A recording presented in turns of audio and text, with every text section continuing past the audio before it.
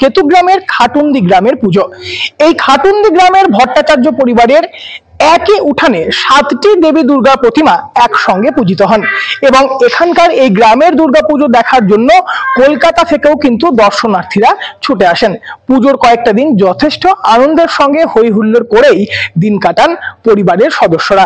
চলুন একবার জেনে নেওয়া যাক কেতুগ্রামের এই খাটুন্দির ভট্টাচার্য পরিবারের দুর্গাপুজোর সংক্ষিপ্ত ইতিহাস।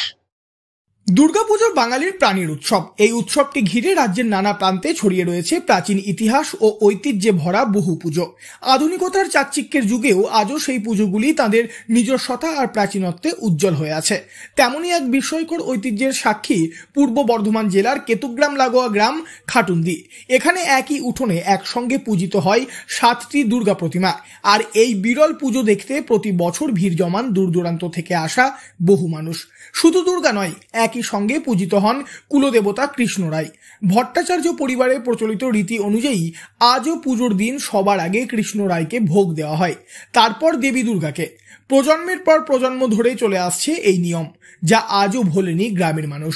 পরিবারের সদস্য সজল ভট্টাচার্য বলেন, এবার বিজয়া দশমীর দিনে আমাদের এইখানে 7টা ঠাকুরকে নামানো হয়। কৃষ্ণ রায়কে নামানো হয়, কৃষ্ণ রায় নামানো, কৃষ্ণ রায়ের আরতি হয়, 7টা পুরুষ মিলে আরতি করে।